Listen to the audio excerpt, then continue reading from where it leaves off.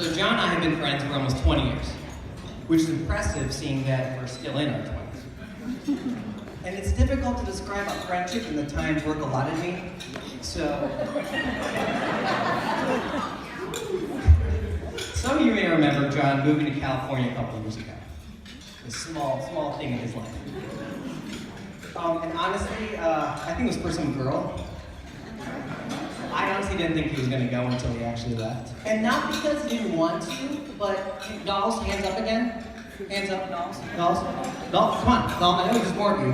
Hands down if you're from the East Coast. Any Nalls from the West Coast? It's weird to see a Nalls on the West Coast.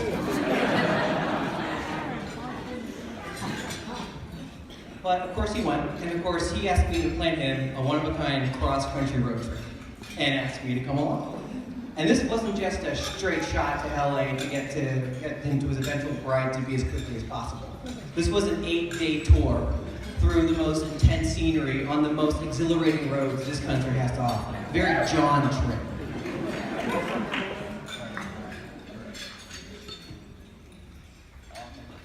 By the way, if anyone needs help planning a road trip, my services are available to you. It's a shameless plug in the middle of my speech, but whatever. John has my contact information. So I know when a lot of people make a road trip, they think playlist. Gotta have a playlist. Gotta download some audiobooks, gotta get some podcasts. We did none of that. And usually, being in the car with someone for 8 hours, all day, for 8 days straight, is enough to drive you both crazy without distraction. But not us. We had an 8-day long conversation. We didn't stop talking the entire... I can't do it with anyone, not even my own fiance. No, we tried. And we talked about everything from like which model year Mustang is the best, 68, and which two Muppets make the best superhero duo. I mean, ridiculous stuff. If any of you have driven through Kansas, you will understand. So that's John and my friendship now, but it's kind of always been like that. We've never really had a dull moment between us, which is something I can really appreciate about our friendship. But one thing I can also appreciate is that he's kind of been my rock. Not just because he's like beside me. But he's always been there. He's always been around. So we go all the way back to elementary school. To channel for the three of you who don't know that. Although I left after 5th grade, and I didn't really stay in touch with any of those guys, except for two. And we joined Boy Scouts together. And of course, we went to scout camp every summer, and we eventually became Eagle Scouts together. But I'm not friends with any of those guys, except for one.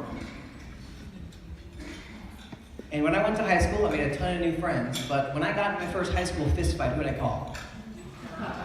And when I got my first girlfriend, who'd I call? Not the Ghostbusters. And who's the first friend who found out that I'd gotten into college? And whenever I needed advice when I was in college, some non-mom advice, who'd I call? Because you can't ask your best friend for mom advice. It's 2 separate advice categories. And after graduation, when I bought my first car, who did I bring to the dealership? And when I eventually found the woman that I wanted to marry, what relationship did I look to make sure I didn't screw that up? Because for those 20 years, Joe and I have been friends. Brooke's been around for about half. And I've got to see firsthand what it's like to see a long-term, honest, real relationship. And it's an interesting experience to be so close to a relationship that's lasted longer than most marriages already. And that's kind of what we strive for. 10 years ago, sorry Brooke, but Brooke was the inconvenient girlfriend I had to share John with. But now she's just as close of a friend. And they are now the inseparable couple. Now legally, you see her before you today. Now, I'm going to be honest, this is my 3rd best man speech, but it was by far the hardest to write, and not because the crowd size is a lot bigger than the other ones, but because it meant a little more. It was a little more impactful. This isn't just me congratulating bro from college or him getting hitched and telling an embarrassing story about him, because it's really about two people that I had grown up with, who I had learned to know both individually and together, and while continuing to grow up with. And this is usually where I would end it with a toast and some meaningful life advice, but I'm not going to do that because you don't need any advice from me, because you guys have made it. So, to John, bro.